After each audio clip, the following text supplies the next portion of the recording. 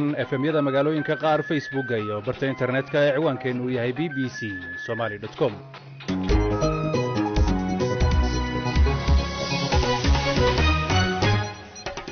duhur wanaagsan dhegaystayaal dhammaantiinba waa khamiis 29 Julaay saacadda Afrikada Barina waa 2 duhurnimo oo gow ah. qodobada aad barnaamijka duhurnimo ku maqli doontaan waxaa ka mid ah Hargeysa oo maanta laga fuliyay olole nadaafadeed oo aad u ballaaran, Kismaayo oo lagu dooranayo xubno Jubbaland ku matali doona aqalka sare. Sanatarkii ugu horeeyay ee soo baxay ayaa sidan yiri: waa ku faraxsanahay in xildhibaanada dawlad goboleedka Jubbaland iyo shacabka Jubbaland iyo dawladda Jubbaland ay doortaan inaan noqdo xildhibaan ku matala golaha aqalka sare. aad iyo aad baan ugu faraxsanahay. waxaad kaloo barnaamijka ku maqli doontaan wararkii ugu dambeeyay ee xaaladda dadkii ka barakacay colaadda Garbaciise iyo qodobo kale oo ciyaarihi ay ka mid yihiin.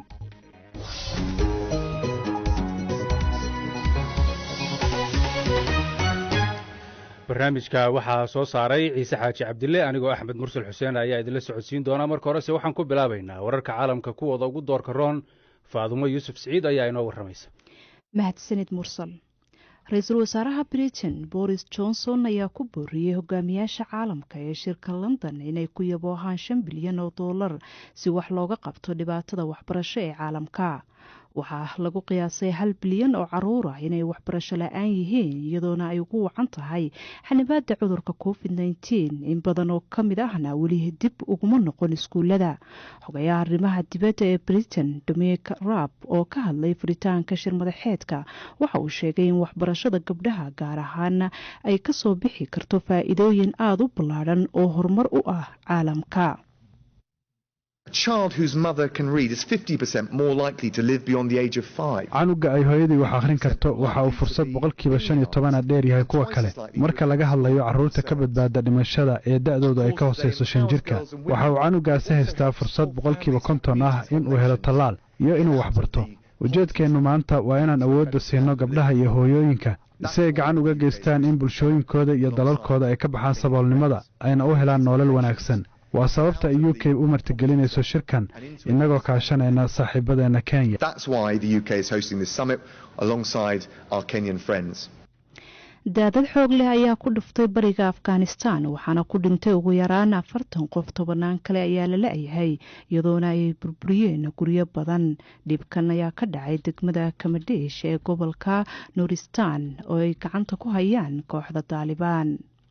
Mareykanka ayaa dib u eegis ku sameeyay howlgallada uu ka wado dalka Afghanistan, wuxuuna sheegay in dowladda Kaabul ay soo wajahayaan dhibaatooyin baaxad leh kadib markii ay laba jibaareen ururka Taliban weerarada, iyadoona uu jiro heshiis ay wada saxiixdeen Mareykanka iyo mucaaradka bishii labaad ee sanadkii 2020.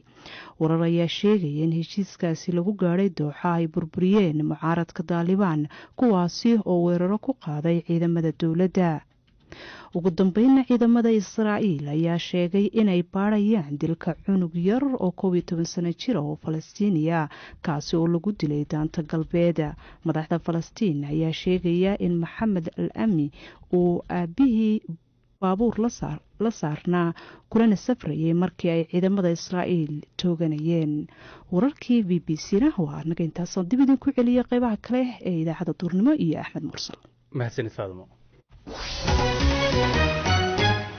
waa hagaag dhegaystayaal, aynu ku bilownay. waxaa magaalada Kismaayo maanta ka dhacaysa doorasho xubno ka mid ah ama ka mid noqon doona golaha aqalka sare ee Soomaaliya, ayadoo maanta lagu wado in halkaa lagu doorto 4 xubnood oo ka mid ah 8 xubnood ee Jubbaland ku matali doona aqalka sare, ayadoo doorashadaas ay goobjoog ka ahaan doonaan ama kaba yihiinba guddiyada doorashada ee heer federaal iyo kan heer maamul goboleed ee Jubbaland. faahfaahinta warkaasi waxaa inoo haya Ciise Xaaji Cabdille oo haatan istuudiyaha igula sugan. Ciise. mahadsanid Axmed. sidaad sheegtaba waxaa si toosa saaki ugu bilaabatay magaalada Kismaayo doorashada 4 kursi oo ka mid ah aqalka sare kuwaasoo uu dhowaan usoo gudbiyey madaxweynaha Jubbaland guddiga hirgelinta doorashooyinka heer dowlad goboleed ee Jubbaland. waxaa hadda dhacday doorashada kursiga koowaad oo ay ku kala tartamayeen maxamed axmed sayid iyo ilyaas bedel gaboose waxaana ku guuleystay ilyaas bedel gaboose oo 55 cod ka helay baarlamaanka dowlad goboleedka Jubbaland halka musharax maxamed axmed sayid oo laga guuleystana uu helay 17 cod axmed marka ilyaas bedel gaboose axmed wuxuu hore u soo noqday gudoomiyihii hore ee maamulka gobolka Jubbada Hoose ee dowladda goboleedka Jubbaland senator Ilyas ayaa isna waxaan weydiinay shucuurtiisa ku saabsan doorashada markii lagu dhawaaqay inuu guuleystay oo uu noqday xildhibaankii ugu horeeyay ee hadtan doorashada Soomaaliya ka bilaabatay ee loo doortay waxa uu yiri waa farxad fara badan waaye oo aad iyo aad muhiim u ah waa ku faraxsanahay in xildhibaanada dowlad goboleedka Jubbaland iyo shacabka Jubbaland iyo dowladda Jubbaland ay doortaan inaan noqdo xildhibaan ku matala golaha aqalka sare aad iyo aad baan ugu faraxsanahay dhab ahaan dareen bay leedahay arrinta noocaan oo kala waxaan rajaynayaa billahi karim in ilaahay nagu guuleeyo inaan ka qayb qaadanno dhismaha dowladda Soomaaliyeed iyo dib soo celinta qaranka Soomaaliyeed iyo sharafta ummadda Soomaaliyeed in dib loo soo celiyo oo la helo qaran Soomaaliyeed baan ilaahay ka rajaynayaa anuu dadka ku soo barbaaray baan ahay Soomaaliya oo dowladda oo macna leh oo aan sidaan iyo si ku dhowtoona ahayn marka halkii inaan ku celinno yaan rajo badan ka qabaa waana dadaalaynaa idinkuna guuleysta aad iyo aad baad mahadsantihiin assalaamu calaykum waraxmatullahi wabarakaatu axmed waxaa goobta ku sugan doorashada ay ka dhacayso guddiga hirgelinta doorashada heer federaal guddiga xalinta khilaafaadka doorashooyinka odayaasha dhaqanka bulshada rayidka iyo golaha xukuumadda Jubbaland marka guud ahaan isu socodka magaaladan waxaa laga dareemayaa jawi doorasho maanta sidoo kale waxaa haatan la gudagali doonaa doorashada 3 kursi ee kale taasoo isla maanta lagu qabanayo magaalada Kismaayo ee xarunta gobolka Jubbada Hoose Jubbaland waxay noqonaysaa maamul goboleedkii ugu horeeyay ee bilaabo doorashada gaar ahaan soo xulista senatarada cusub ee golaha aqalka sare ee baarlamaanka Soomaaliya marka 3 kuraas ee kale ayaa haatan bilaabanaysa Ahmed marka wixii ka soo kordho dhageystayaasha idaacadaha dambe ay ku maqli doontaan faahfaahinta aad iyo aad ayuu mahadsan yahay wariyahayaga Ciise Xaaji Cabdille oo warka inala socodsiinayay haatanna Itoobiya waxaa laga dayrinayaa xaaladda ay ku sugan yihiin boqolaal qof oo ka barakacay dagaaladii dhowaan ka dhacay degmada Garbaciise ee u dhaxeeyay Soomaalida iyo Canfarta ayadoo dhanka kalena qaramada midoobay ay wado dadaal ku aadan sida markaasi gargaar loo gaarsiin lahaa dadka ku go'doonsan gobolka Tigray waxaana arrimahaasi goor dhaweed iga warramay wariyahayaga Ismaaciil Ibrahim Buurgaabo dadkaasi waa dad 600 ilaa 700 inta u dhaxaysa ah oo laga soo saaray oo ka soo samata bixiyeen weerarkii sabtidii ay Canfarta ku soo qaaday magaalada Garbaciise waxay intooda badan ku badbaadeen xerada ciidanka ee magaalada Garbaciise ay galeen waa la daabulay xilliye kala duwan degmada u dhow ee Soomaalida deegaanka Soomaalida oo kamid ah gobolka City ayay ku sugan yihiin ma jirin xero u sii diyaarsan oo loogu talagalay oo barakacyaasha la geynayo sidoo kale waa degmo aan aad u ballaadhnayn oo markaas shacab xoolo dhaqato u badan ay ku nool yihiin maalmihii la soo dhaafay dadka ay u tageen umba waxa weeye wax gargaar ah oo wixii ay ugu talagaleen oo qoodin ay u heli karayeen siinayay laakiin dhowaan shalay ayaa soo gaareen baabuur cunno sida oo gargaar ah oo ka timid dawladda deegaanka Soomaalida dadkaasi waa dad guryahoodii dib u dhowrayo waa dad sida ay sheegayaan wali ka tacsi u fadhiyo oo dad badan oo ehelkooda laga laayay sida ay sheegayaan xaaladda ay ku sugan yihiin waa xaalad walaaca waxa aysan garanaynin halka ay noloshoodu ku dambeyn doonto iyadoo gabi ahaanba magaalada marka ay Canfarta la wareegtay la gubay aadna loo bilaqaystay marka xaaladooda waa mid aan imanka sugnayn iyo sida halka ay ku sugan yihiinna waa meel kamid ah deegaanka Soomaalida waayahay Ismaaciilow dhanka Addis Ababa bal ka waran halka waxaa tagay ergeygii u qaabilsanaa qaramada midoobay arrimaha bini'aadantinimada bal dhankaas ka waran maxaa ka soo kordhay ergeyga Mr Griffith maalmihii la soo dhaafay waxa uu ku sugnaa dalka Ethiopia si uu markaasi u fududeeyo xaaladda gargaarka ee cagkiran iyadoo dadka ku dhaqan deegaanka Tigrayna ay macaluul soo wajahayso isla markaasna ay gabaabsi tahay bari sida ay warbixinta hay'adaha qaramada midoobay ku sheegeen in cunnadii iyo gargaarkiiba ay dhamaanayaan iyadoo wadooyinkii iyo marinadii lagu gaarsiinayay gargaarka ay gabi ahaanba ay yihiin goobo aysan tegi karin oo colaado ka socoto laba marin ayaa muhiim u ahaa si gargaarka uu gaaro deegaankaasi Tigray labadaasi waxay ahaayeen dhanka deegaanka canfarta iyo dhanka deegaanka axmaarada labadiiba dagaal ayaa ka socda oo waxaa ku dagaalamayo ciidamada dawladda iyo maleeshiya axmaaraha oo dhinaca iyo maaragtay tigreegii TPLF ciidamo taabacsan marka xaaladda aad bay u cakiran tahay macaluul iyo gaajo badan inay dadka tigreeg ku nool oo gabi ahaanba ay ka go'an tahay wax wado oo Itoobiya iyo wax wado oo loo marin karo gargaar ayaa xaaladooda aad looga walaacsan yahay waxaana la filayaa in madaxda dawladda Itoobiya inuu kala kulmo fududeynta gaarsiinta gargaarka Tigray iyo sidoo kale asaga laftirkiisa ayaa waxa la filayaa inuu u ambabaxo gobolka Tigray oo gabi ahaanba ka go'an oo siege ku jira si uu ula kulmo dadka dagaaladu ay saameeyeen ee gargaarka u baahan ee deegaankaasi Tigray ku sugan Axmedow dhanka kale Axmedow qaxootiga Eritreanka ku sugan magaalada Addis Ababa ayaa banaanbax ka dhigaya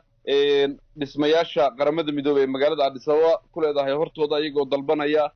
badqabka iyo ammaanka qaxootiga Eritreanka ee ku sugan xeryaha qaxootiga ee deegaanka Tigray 22 kun oo qaxooti ah ayaa ku sugan laba xero oo ku taala deegaanka Tigray oo la kala yiraahdo Maayacayni iyo Adaarush aad ayuu mahadsan yahay Ismaaciil Buurgaabo oo markaasi goor dhaweyd warkaasi faahfaahintiisa in la socodsiinay halka aad nagala socotaana waa laanta af Soomaaliga ee BBC waxaad ka heli kartaa wararkii ugu dambeeyay ee Soomaaliya iyo caalamka oo dhan maalin walba waa hagaag dhegaystayaal magaalada Hargeysa waxaa maanta laga fuliyay olole nadaafadeed kii ugu weynaa ee laga sameeyo shacabka iyo madaxda dawladda ayaa si wada jir ah markaasi hawshan uga fulinayay dhammaan degmooyinka ay magaaladu ka kooban tahay sida uu ku soo waramayo wariyahayaga Ismaaciil Sidiiq Maxamed Burmad waxaa lagu soo oogay dambi ah inuu dood iyo daadaansi dhibaato abuuri kara sameeyey kaas oo la dhihi karo waa dambiyo lagu soo ogo dadka u dhaqdhaqaaqa arrimaha bulshada eedeymaha kale ee loo soo jeediyey waxaa kaloo ka mid ah inuu qaatay dhulbeereed si uu ugu isticmaalo saldhig uu ka weeraro hay-adaha dawladda isagoo dhanka kalena isku dayaya inuu shaqaalaha dawladda ka carqaladeeyo gudashada waajibaadkooda waxaa lagu ganaaxay 478 milyan oo dollar shirkadda San waxay ka mid tahay kuwa ugu waaweyn ee Shiinaha iyadoo ka kooban qaybo kala duwan sida hagaajinta hilibka iyo cuntada xayawaanaadka ee jooga iskuulada iyo isbitaalada waxaa la soo tabiyey in la xiray sanadkii hore iyadoo xiritaanka ay ku hiliyeen 20 qof oo qaraabo ah iyo dad kale oo ay ganacsi bahwada ku yihiin ka gadaal markii dawladda ay isku qabteen dhulbeereed wuxuu intaa ku daray in shaqaalihiisa dhacdadan in lagu dhaawacay iyadoo isqabsiga uu ku lug lahaa ciidanka booliiska sida ay soo warisay wakaaladda wararka Faransiiska ee AFP San ayaa la sheegay in xiriir dhow uu la leeyahay siyaasiyiinta Shiineeska ee mucaaradka ah isagoo kala hore dhaleeciyay siyaasadaha ay dawladda Shiinaha ku wajahayso dhanka iyo miyiga wuxuu ka mid yahay dadka farakutiriska ah oo dawladda si toos ah u dhaleeceeya gaar ahaan qarintii cudurkii hargabka shimbiraha kaasoo saameeyay beeralayda sanadii 2019 kaasoo markii dambe halakeeyay inta badan qaybaha beeraha ee dalkani sidoo kale waxaa xabsi lagu xukumay sanadii 2003 ka gadaal markii lagu helay inuu ururinayay lacag sharci darro ah laakiin kiiskaasi dib ayaa looga noqday markii taageero xad dhaaf ah ay u muujiyeen dad u dhaqdhaqaaqa arrimaha bulshada iyo dadweynaha guud San ayaa inta badan lagu xiraa eedeymo ka dhan ah isaga kuwaasoo go'aankooda lagu gaaro dhageysiga maxkamadda marka koowaadba iyagoo ku qeexay inuu yahay xubin firfircoon oo ka mid ah xisbiga shuuciga wuxuu qirtay sida laga soo xiganayo San inuu sameeyay qaladaad oo ay ka mid tahay inuu fariimo ku baahiyay baraha bulshada Shiinaha ayaa xirxiray ganacsato iyo dadka curiya fikradaha hal abuurka ganacsiga ee dalkani shirkadaha waaweyn ee tiknoolajiyadda oo ay ka mid tahay Alibaba, Didi iyo Tencent ayaa lagu sameeyay baaritaano heerar kala duwan Saciid Xasan Anteeno aad ayuu mahadsan yahay raalli ahada dhageystayaal warbixintaasi waxay ku saabsanayd maalqabeen Shiineys ah oo caan ah oo lagu xukumay 18 sano oo xabsiya balse haatan Hargeysa magaalada Hargeysa waxaa maanta laga fuliyay olole nadaafadeed kii ugu weynaa ee laga sameeyo shacabka iyo madaxda dawladda ayaa si wada jir ah hawshan uga fuliyay dhammaan degmooyinka ay magaaladu ka kooban tahay sida uu ku soo waramayo wariyaha BBC-da ee magaalada Hargeysa Sidiiq Burmad boqolaal shacabka magaalada ah ayaa waagu markii uu baryayba la soo kallahay majarafado iyo jawaano ay xalay sii diyaarsadeen waxa ay dadku ay ka jawaabayeen yeedhmadii maayarka Hargeysa oo uu ugu baaqay in la isugu soo baxo qashingur dhammaan xaafadaha ay ka kooban tahay caasimaddu waxa uu muuqdaa inuu yahay isu soo bixii abid ugu ballaadhnaa ee lagu nadiifiyay Hargeysa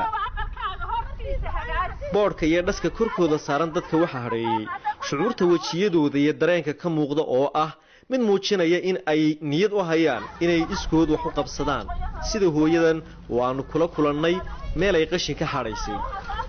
wallaahi intaynaan bilaabin meeshaasi wax la soo geli karay wax la arka toona may ahayn guryaha aad arkaysaa way buuxeen kudaafadii xaar baa buuxay dhulkaan arkaysaa imika nadiifteeda timid way buuxeen maasha allah imikana adiga arkay nadiifteedii haddii aad seexatay xataa salaadaa kuugu xidhmaysa madaxda dowladda dhexe iyo madaxda dowladda hoose oo ay kala horkacayaan madaxweyne muuse biixi cabdi iyo maayir cabdikariin axmed mooge ayaa dadka horkacayay oo qashinka gurayay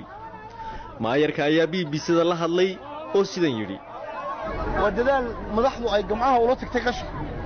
waa dadaal aanay madaxdu odhanayn shacabka u qashinka gurac annagoo quruxdan oo dheela fadhiyayna ilaa madaxweyne saaka gacantaada ula tegay waa la guray waana aragtaan dee wax ka yar 10 daqiiqo oo ay sheewshu naga maqnayd gaadhigaa weyn ee tareelaha weyn aadka weyn ilaahay baa weyn ayay gacantooda ku buuxiyeen gacantooda ula tegeen waxay taasi ku tusaysaa marka xoogga iyo muruqa iyo maalka shacabka la isu geeyo iskuulada dowladda hoose ma laha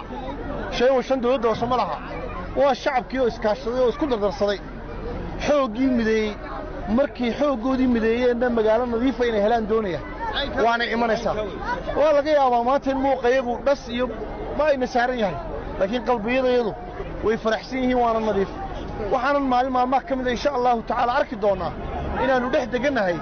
magaalo ku habboon in lagu noolaado oo nadiifa oo fayo qabta oo aan warwaraannaan dadkayga uga qabin in saxadarra iyo caafimaad darro ay timaaddo haddaad tagtaan imaka meelaha kale halkan imaka nimiya kale waxay ahayd meel qashinqubow weyn oo iyada lafteedu magaalo noqotay maantana waa meel caadiya oon wax qashin oolin dee waad arkaysaan ilaahay idankiina waxaan ilaahay ka baryayaa galabta markuu gobolku dhaco inaannu guulaha isula nimaadno annagoo faraxsan dabeetna boorka iska maydhno dabeetna caawa ogaanno inaannu saacado kooban dalkayaga iyo magaaladayda inaannu u shaqayno waxaa iyaguna si weyn uga qayb qaatay shirkadaha ganacsiga iyo ururada bulshada oo shaqaalahoodu hawshan ay dhinac kaga jireen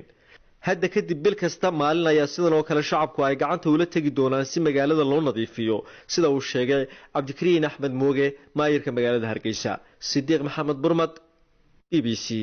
hargeysa burmad aad ayuu mahadsan yahay haatan aynu dib ugu noqonno magaalada Kismaayo iyo doorashadii ee golaha aqalka sare ee Jubbaland ee halkaasi ka socotay ciise maxaa u dambeeyay axmed waxa u dambeeyay in laba xubnood oo kale oo aqalka sare ay soo baxaan sida xildhibaan cabdirasaaq maxamed cusmaan iyo sidoo kale cabdulaahi fartaag oo haatan lagu dhawaaqay labadooduba inay ku guuleysteen waxaa dhiman hal xubnood oo kale idaacadahayga dambe ayay dhegeystayaasha ku maqli doonaan aad iyo aad ayuu mahadsan yahay ciise xaaji cabdille oo markaasi nala socodsiinayey faahfaahinta warkaasi qodobkan kii ka horreeyey dhegeystaha qaar ka mid a dhegeystayaasheena ayaa aragtidooda kasoo dhiibtay waxaa ka mid ah cabdiraxmaan sulub sheekh oo jooga boosaaso wuxuu yidhi waxaan bogaadinayaa tallaabada la sheegay in ay qaadeen dadka reer Hargeysa ee la sheegay in ay maanta ka fuliyeen olole nadaafadeed runtii waxaan soo dhoweynayaa waxaana leeyahay buu yidhi dal kasta dadkiisa ayaa wax ka soo saara waxna ka dhiga aad ayuu mahadsan yahay dhegeystahaas haatanna ciyaarihii haddii aynu eegno taageero Liverpool ah oo ay soo gaareen dhaawacyo bedelay noloshiisa oo markaasi ka soo gaaray musiibadii Hillsborough ayaa 32 sano kadib dhaawacyadaasi u geeriyooday faahfaahinta warkaasi iyo ciyaarihiiba waxaad ku maqli doontaan idaacadaheena dambe haatanna barnaamijkii baafinta waxaa si wada jira stuudiyaha BBC-da ee magaalada Nairobi idinkaga soo tabinaya anigoo ah Caasha Saciid Xasan iyo Faysal Bishaar Aligo mahadsanid Caasho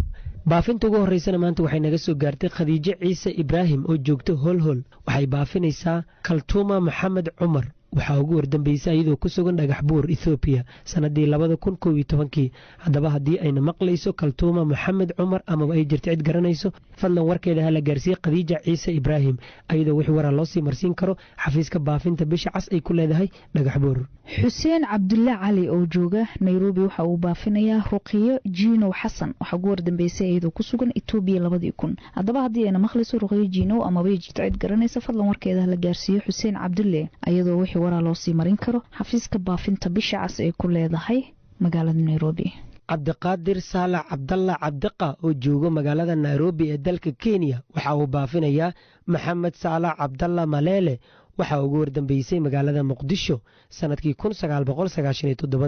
haddaba haddii uuna maqlayo maxamed saalax cabdalla maleele amabay jirta cid garanayso fadlan warkiisa ha la gaarsiiyo cabdiqaadir saalax cabdalla iyadoo wix waraa loo sii marsiin karo xafiiska baafinta bisha cas ay ku leedahay nairobi amaba telefoon nambar eber 7 10 12 23 98 amaba eber 7 68 98 75 eber 5. maxamed cumar kuusow oo jooga maraykanka waxa uu baafinayaa abshiro maxamed cumar waxaa ugu wardambeysay iyadoo ku sugan boosaaso 1997 haddaba haddii ayna maqlayso abshiro maxamed amabay jirto cid garanaysa fadlan warkeeda hala gaarsiiyo maxamed cumar iyadoo wixii waraa loo sii marin karo xafiiska baafinta bisha cas ee ku leedahay boosaaso. maxamed cumar cabdulaahi oo jooga holhol waxa uu baafinayaa aamina maxamuud faarax waxaa ugu wardambeysay iyadoo ku sugan yeman sanadii 2016 haddaba haddii ayna maqlayso aamina maxamed faarax amaba ay jirto cid garanayso fadlan warkeeda hala gaarsiiye maxamed cumar cabdulaahi iyadoo wix waraa loo sii marsiin karo xafiiska baafinta bisha cas ay ku leedahay holhol. cali isaan uweyd oo jooga xerada qaxootiga kaakum waxa uu baafinayaa dadka kale ah sheekh maxamed abuukar cabdulaahi sheekh caasho sheekh maxamed iyo saciide maxamed dhammaan dadkaas waxaa ugu wardambeysay iyagoo ku sugan burco 1992 haddaba haddii ayna maqlayaan amabay jirto cid garanaysa fadlan warkooda hala gaarsiiyo cali isaan iyadoo wixii waraa loo sii marin karo xafiiska baafinta bisha cas ee ku leedahay xerada qaxootiga ee kaakuma. khadiija cabdi nuur oo joogta holhol waxay baafinaysaa dadka kale ah fawsiya axmed muuse iyo ridwaan cabdiraxmaan hudhey waxaa ugu wardambeysay ayagoo ku sugan dalka uganda sanadii 2018 haddaba haddii ayna maqlayaan fawsiya axmed muuse iyo ridwaan cabdiraxmaan hudhey amaba ay jirto cid garanayso fadlan warkooda ha la gaarsiiye khadiija cabdi nuur iyadoo wix waraa loo sii marsiin karo xafiiska baafinta bisha cas ay ku leedahay holhol. cabdinaasir maxamed xasan oo jooga nairobi waxa uu baafinayaa safiyo maxamuud xasan waxaa ugu wardambeysay iyadoo ku sugan muqdisho 2017 haddaba haddii ayna maqlayso safiya amabay jirto cid garanaysa fadlan warkeeda la gaarsiiye cabdinaasir maxamed iyadoo wixii waraa loo sii marin karo xafiiska baafinta bisha cas ee ku leedahay kenya. ibraahim xaaji cali oo jooga holhol waxa uu baafinayaa cali maxamuud macalin waxaa ugu wardambeysay isagoo ku sugan baydhabo sanadii 1995 haddaba haddii uuna maqlayo cali maxamed macalin amaba ay jirto cid garanayso fadlan warkiisa la gaarsiiyey ibraahim xaaji cali iyadoo wix waraa loo sii marsiin karo xafiiska baafinta bisha cas ay ku leedahay holhol ama telefoonka nambarkiisu yahay eber 25 37 77 63 6 cabdulaahi axmed xuseen oo jooga xerada qaxootiga ee dhadhaab waxa uu baafinayaa boosteeye axmed xuseen waxaa ugu wardambeysay iyadoo ku sugan maraykanka 2008 haddaba haddii ayna maqlayso boosteeye axmed amabay jirto cid garanaysa fadlan warkeeda hala gaarsiiyo maxamed axmed cabdulaahi axmed iyadoo wixii waraa loo sii marin karo xafiiska baafinta bisha cas ee ku leedahay xerada qaxootiga ee dhadhaab. saacado saadiq dagaal oo joogta holhol waxay baafinaysaa dadka kale ah nimco sugaale faarax iyo cabdinuur sugaale faarax waxaa ugu wardambeysay ayagoo ku sugan Ethiopia sanadii 2000 haddaba haddii ayna maqlayaan nimco sugule faarax iyo cabdinuur sugule faarax amaba ay jirto cid garanayso fadlan warkooda ha la gaarsiiye sacaade saadiq dagaal iyadoo wix waraa loo sii marsiin karo xafiiska baafinta bisha cas ay ku leedahay holhol. zaynab cabdi diiriye oo joogto xerada qaxootiga ee dhadhaab waxay baafinaysaa dadka kale ah shucayb cabdi xasan iraaq cabdi xasan maslax cabdi xasan nasteex cabdi xasan cabdiraxmaan cabdi xasan maxamed cabdi xasan iyo jaamac cabdi xasan dhammaan dadkaas waxaa ugu wardambeysay iyagoo ku sugan Itoobiya 2019 haddaba haddii ayna maqlayaan amabay jirto cid garanaysa fadlan warkooda hala gaarsiiyo zaynab cabdi diiriye iyadoo wixii waraa loo sii marin karo xafiiska baafinta bisha cas ee ku leedahay xerada qaxootiga ee dhadhaab. gini moxamed cabdi oo jooga holhol waxa uu baafinayaa cali maxamed macalin waxaa ugu wardambeysay isagoo ku sugan Soomaaliya sanadii 1995 haddaba haddii uuna maqlayo cali maxamed macalin amaba ay jirto cid garanayso fadlan warkiisa la gaarsiiyey gini moxamed cabdi iyadoo wix waraa loo sii marsiin karo xafiiska baafinta bisha cas ay ku leedahay holhol. fiican cali cumar oo joogto xerada qaxootiga ee dhadhaab waxay baafinaysaa nadiifo cali cumar waxaa ugu wardambeysay iyadoo ku sugan yeman 1995 haddaba haddii ayna maqlayso nadiifo cali amabay jirto cid garanaysa fadlan warkeeda hala gaarsiiyo fiican cali iyadoo wixii waraa loo sii marin karo xafiiska baafinta bisha cas ee ku leedahay xerada qaxootiga ee dhadhaab. xuseen cabdulle jimcaale oo jooga dhagaxley waxa uu baafinayaa dadka kale ah filsan ismaaciil xasan hindi zaar xuseen cabdulle sharmaake xuseen cabdulle waxaa ugu wardambeysay ayagoo ku sugan yeman sanadii 2014 haddaba haddii ayna maqlayaan filsan ismaaciil xasan hindi zaar xuseen cabdulle sharmaake xuseen cabdulle amaba ay jirto cid garanayso fadlan warkooda ha la gaarsiiyo xuseen cabdulle jimcaale ayadoo wixii waraa loo sii marsiin karo xafiiska baafinta bisha cas ay ku leedahay dhagaxley bishaaro ibraahim oo joogto xerada qaxootiga dhadhaab waxay baafinaysaa mukhtaar maxamed waxaa ugu wardambeysay iyadoo ku sugan muqdisho 2006 haddaba haddii uuna maqlaya mukhtaar maxamed amaba ay jirto cid garanaysa fadlan warkiisa la gaarsiiyo bishaaro ibraahim iyadoo wixii waraa loo sii marin karo xafiiska baafinta bisha cas ay ku leedahay xerada qaxootiga ee dhadhaab cabdiwahaab maxamed fuundi oo jooga kenya waxa uu baafinayaa cabdiraxmaan cabdiwahaab maxamed waxaa ugu wardambeysay asagoo ku sugan sacuudi carabiya sanadii 1994 haddaba haddii uuna maqlayo cabdiraxmaan cabdiwahaab maxamed amaba ay jirto cid garanayso fadlan warkiisa la gaarsiiyey cabdiwahaab maxamed fuundi iyadoo wix waraa loo sii marsiin karo xafiiska baafinta bisha cas ay ku leedahay xagar dheer faadumo ismaaciil oo joogto xerada qaxootiga kaakuma waxay baafinaysaa cali nuur xandulle waxaa ugu wardambeysay isagoo ku sugan Itoobiya 2016 haddaba haddii uuna maqlaya cali nuur xandulle amaba ay jirto cid garanayso fadlan warkiisa la gaarsiiyo faadumo ismaaciil iyadoo wixii waraa loo sii marin karo xafiiska baafinta bisha cas ay ku leedahay xerada qaxootiga ee dhadhaab caaisho faarax maxamed oo joogta kaakuma waxay baafinaysaa faadumo faarax maxamed waxaa ugu wardambeysay iyadoo ku sugan soomaaliya sanadii 2013 haddaba haddii ayna maqlayso faadumo faarax maxamed amaba ay jirto cid garanayso fadlan warkeeda ha la gaarsiiyo caaisho faarax maxamed iyadoo wix waraa loo sii marsiin karo xafiiska baafinta bisha cas ay ku leedahay kaakuma farduuso cabdi aar oo joogto xerada qaxootiga ee kaakuma waxay baafinaysaa cabdi cabdulaahi saahid waxaa ugu wardambeysay isagoo ku sugan Itoobiya 2009 haddaba haddii uuna maqlaya cabdi cabdulaahi amaba ay jirto cid garanaysa fadlan warkiisa ha la gaarsiiyo farduuso cabdi iyadoo wix waraa loo sii marin karo xafiiska baafinta bisha cas ee ku leedahay xerada qaxootiga ee kaakuma xasan daahir cabdiqaadir oo jooga kenya waxa uu baafinayaa xaaji duubay sheegow waxaa ugu wardambeysay isagoo ku sugan kenya sanadii 1992 haddaba haddii uuna maqlayo xaaji duubay sheegow amaba ay jirto cid garanayso fadlan warkiisa la gaarsiiyey xasan daahir iyadoo wix waraa loo sii marsiin karo xafiiska baafinta bisha cas ay ku leedahay xagar dheer dayibo maxamuud oo joogto xerada qaxootiga ee dhadhaab waxay baafinaysaa faadumo maxamuud waxaa ugu wardambeysay iyadoo ku sugan koonfurta suudaan 2016 haddaba haddii ayna maqlayso faadumo maxamuud amaba ay jirto cid garanaysa fadlan warkeeda la gaarsiiyo dayibo maxamuud iyadoo wix waraa loo sii marin karo xafiiska baafinta bisha cas ee ku leedahay xerada qaxootiga ee dhadhaab xaliimo manuur maxamed oo joogta kenya waxay baafinaysaa maxamed cabdi nuur shaabow waxaa ugu wardambeysay isagoo ku sugan muqdisho sanadii 2017 haddaba haddii uuna maqlayo maxamed cabdi nuur shaabow amaba ay jirto cid garanayso fadlan warkiisa la gaarsiiyey xaliimo manuur maxamed iyadoo wix waraa loo sii marsiin karo xafiiska baafinta bisha cas ay ku leedahay xagar dheer ismahaan xasan axmed oo joogta xerada qaxootiga ee kaakuma waxay baafinaysaa waxaa ugu wardambeysay isagoo ku sugan South Sudan 2014 haddaba haddii uuna maqlaya faarax cabdi amaba ay jirto cid garanaysa fadlan warkiisa la gaarsiiyo ismahaan xasan iyadoo wixii waraa loo sii marin karo xafiiska baafinta bisha cas ay ku leedahay xerada qaxootiga ee kaakuma nuuro maxamed jirde oo joogta kenya waxay baafinaysaa maaday maxamed jirde waxaa ugu wardambeysay isagoo ku sugan kenya sanadii 2015 haddaba haddii uuna maqlayo maaday maxamed jirde amaba ay jirto cid garanayso fadlan warkiisa la gaarsiiyo nuuro maxamed jirde iyadoo wix waraa loo sii marsiin karo xafiiska baafinta bisha cas ay ku leedahay xagar dheer daahiyo kiin bob oo joogto xerada qaxootiga ee dhadhaab waxay baafinaysaa xasan maxamed xuseen iyo sundus cabdiraxmaan waxa ugu wardambeysay iyagoo ku sugan Kismaayo 2014 haddaba haddii ayna maqlayaan amaba ay jirto cid garanaysa fadlan warkooda ha la gaarsiiyo daahiyo kiin iyadoo wixii waraa loo sii marin karo xafiiska baafinta bisha cas ee ku leedahay xerada qaxootiga ee dhadhaab maxamed cabdi dhuux oo jooga ifo waxa uu baafinayaa dadka kale ah saynab axmed xuseen cabaas maxamed cabdi falis maxamed cabdi cabdirisaaq maxamed cabdi fardowse maxamed cabdi uwax maxamed cabdi fartuun maxamed cabdi waxaa ugu wardambeysay ayagoo ku sugan soomaaliya sanadii 2011 haddaba haddii ayna maqlayaan amaba ay jirto cid garanayso fadlan warkooda ha la gaarsiiyo maxamed cabdi dhuux iyadoo wixii waraa loo sii marsiin karo xafiiska baafinta bisha cas ay ku leedahay ifo farduuse maxamed cabdi oo joogto xerada qaxootiga ee kaakuma waxay baafinaysaa